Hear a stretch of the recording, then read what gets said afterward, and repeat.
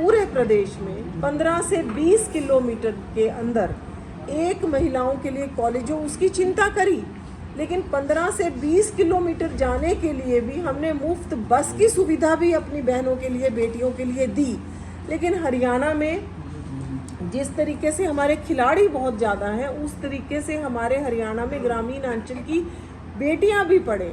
तो अव्वल बालिका योजना के तहत उन ग्रामीण अंचल की बहनों को, मेरी बेटियों को कॉलेज में पहुंचने के लिए स्कूटी उपलब्ध कराने की चिंता भी अगर किसी ने करी तो वो नायब सिंह सैनी जी ने करी और हमारे शीर्ष नेतृत्व ने की।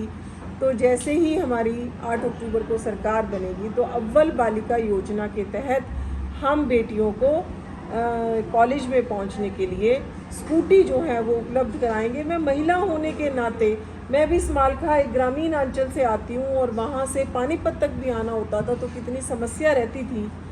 मैं आपको 85 की बात बता रही हूँ, 1985 की। तो ये एक तकलीफ़ बेटियों की मैं समझ सकती हूँ।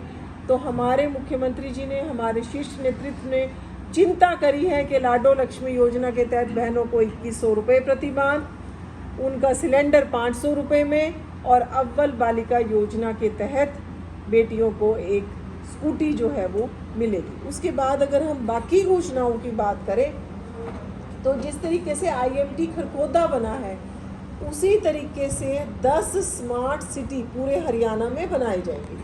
और जब ये 10 स्मार्ट सिटी हम बनाएंगे तो 50,000 युवाओं को उस क्षेत्र के आसपास जो हमारे रहने वाले हैं उनको रोजगार में प्राथमिकता दी जाएगी। तो कहीं ना कहीं अगर 10 स्मार्ट सिटी बनते हैं और 50,000 युवकों को हम रोजगार देने की चिंता करेंगे तो 5 लाख हमारे बेटों को इसके माध्यम से रोजगार मिलेगा। फिर आज तक हमने बिना खर्ची, बिना पर्ची 1,40,000 नौकरियां हम दे चुके हैं। 24,000 नौकरियां जो नायब जी ने दी थी वो कहीं ना कहीं भर्ती रोको गैंग ने, इस विपक्ष ने, कांग्रेस ने उसमें अड़ंगा डाला और वो 24,000 नौकरियां हमने दी हुई हैं लेकिन उनमें हम भर्ती नहीं कर पाए। लेकिन जैसे ही हमारे मुख्यमंत्री जी ने कहा है कि 8 अक्टूबर को मैं शपथ बाद में लूँगा, पहले ही 24,000 युवाओं को नौकरी दूंगा, तो उसी कड़ी में आगे बढ़ते हुए 2 लाख युवाओं को उसी पारदर्शिता के साथ, उसी तरीके से हम बिना पर्ची, बिना खर्ची की नौकरी देने के लिए प्रतिबद्ध हैं।